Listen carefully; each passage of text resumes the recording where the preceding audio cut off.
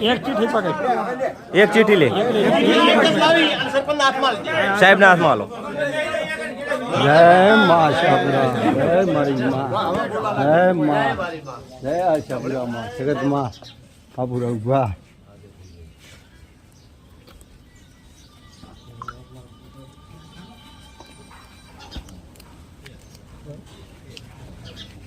पटेल गंगाराम भाई करशन भाई।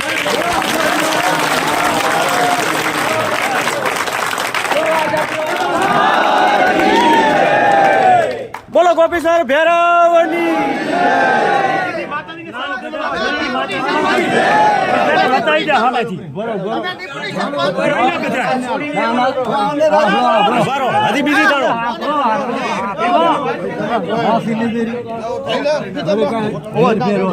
आई आई अमराज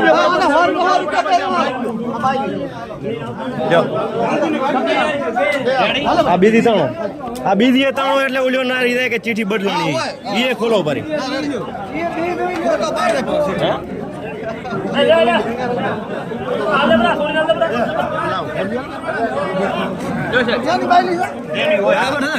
खोला हाँ भेमा बानी खोला ठाकुर भेमा भाई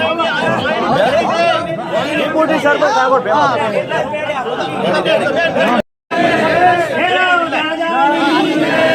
एक चिट्ठी पकड़, एक चिट्ठी ले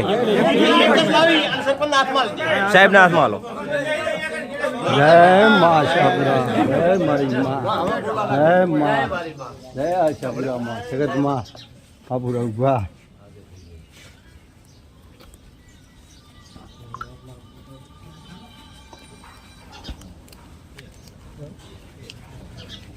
पटेल गंगाराम भाई करशन भाई।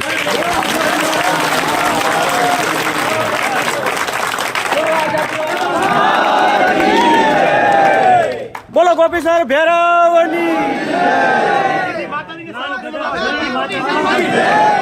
बताई जा हाँ थी बारो हदी बीजी डालो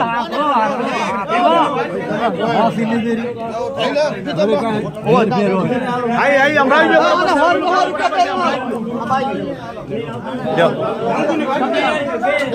आ बीजी ताणो आ बीजी ताणो એટલે ઓલ્યો ના રીદે કે ચીઠી બદલવાની ઈ ખોલો ભરી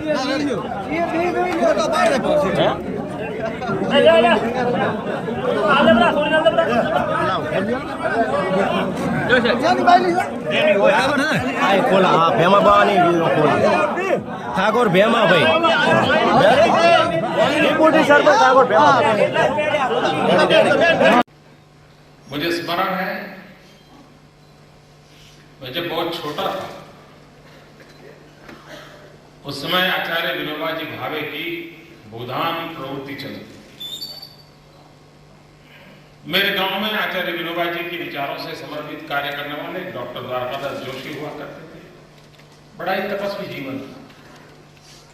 बचपन में एक बार उनका व्याख्यान सुना था और वो गांधी और विनोबा जी के विचारों को सामान्य मानवी समझ पाए उस भाषा में समझा रहे थे। उन्होंने कहा कि लोकसभा का चुनाव होता है, विधानसभा का चुनाव होता है, लेकिन समाज में उतनी दरारें पैदा नहीं होती हैं। लेकिन जब गांव की ग्राम पंचायत का चुनाव होता है तो पूरा गांव बढ़ जाता है, दुश्मनी का माहौल बन जाता है और कभी कभी तो नौबत यहां तक आ जाती है कि बेटी ब्याह की हो सिर्फ इस चुनावी दंगल के कारण वो मैके वापस चली आती है, रिश्ते टूट जाते हैं। क्यों न गांव को एक किया जाए, क्यों न गांव के अंदर सर्वसम्मति का माहौल बनाया जाए। ये बात मैंने बचपन में सुनी थी। बाद में राष्ट्रीय स्वयंसेवक संघ कई विचार सुनने का अवसर मिला तो पंडित दीनदयाल जी से भी यही बात पढ़ने को मिली। उन्होंने भी विकास के अंदर विवाद विखवाद तक चला जाए तो कितना संकट पैदा होता है, उसकी वेदना प्रकट होती है। जब हमें गांधीनगर में जाने करके बैठने का अवसर मिला 2001 7 अक्टूबर को, पहली बार मुझे मुख्यमंत्री का दायित्व मिला।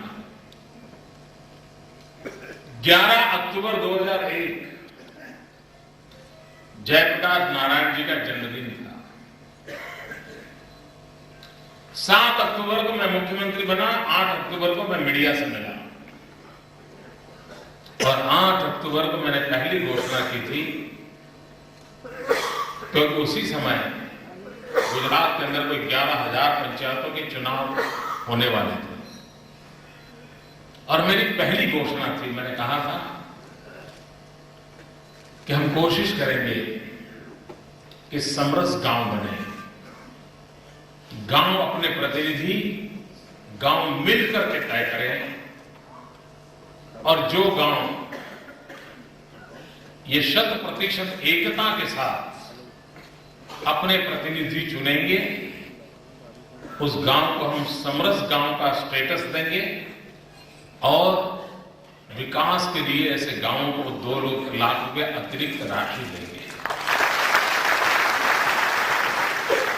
विचार भी तो बचपन में पड़ा था मेरे मन में, उसको संस्कारित करने का काम, उसको विकसित करने का काम दीनदयाल जी के विचारों ने किया था। लेकिन जब मौका मिला तो मेरे जीवन की पहली प्रेस कॉन्फ्रेंस में मैंने घोषणा की और आपको जानकर के आश्चर्य होगा कि गुजरात में 45% पंचायतों के चुनाव ऐसे हुए जिसमें गांव ने इकट्ठा होकर के सर्वसम्मति से अपने प्रतिनिधि तय किए। 45% गांव, और जबकि बड़ा घोर विरोध हुआ था, कुछ लोगों ने तो उसको अनडेमोक्रेटिक भी कह दिया और उन लोगों को मैंने सवाल पूछा था कि अगर एक तरफ 90% हो, एक तरफ 10% हो, आप उसे डेमोक्रेसी मानते हो? तो कहा हाँ मानते हैं। मैंने कहा एक तरफ 55% हो, 1% 45% हो, उसको डेमोक्रेसी मानते हो? बोले हाँ। तो मैंने कहा एक तरफ 100% हो और एक तरफ 0% हो, तो इसको डेमोक्रेसी क्यों नहीं मानते हो? खैर फिर वो विवाद बंद हो गया, वो विवाद बंद हो। लेकिन आज वो प्रयोग इतना सफल हुआ है कि जो जनप्रतिनिधि चुन करके आए, वो पहले जब चुनाव जीत करके आते थे तो बहुमत के विजय के मिजाज से आते थे और हम जीत करके आए हैं, हमारे पास बहुमत है, जो मर्जी पड़े हम करेंगे और हम करेंगे, कौन पूछने वाला होता है, ये मूड होता था। लेकिन जब गांव ने सर्वसम्मति से उनको बिठाया तो हर काम करते समय उनकी सोच रहती थी, ठहरो भाई, पंचायत में हमको तो गांव ने बिठाया है, पहले जरा गांव वालों से पूछ ले उनको क्या करना है। मित्रों, आपको आश्चर्य होगा, सच्चे अर्थ में लोकतंत्र वहां पनपा और चुने हुए प्रतिनिधि गांव से संवाद करके अपने गांव के निर्णय करने लगे और जन भागीदारी बढ़ती गई। यानी अपने महापुरुषों की सोच अगर उसको लागू करने का प्रयास किया जाए तो कुछ भी असंभव नहीं है और कुछ भी काल बाह्य भी नहीं है, आज भी उतना ही रिलेवेंट है।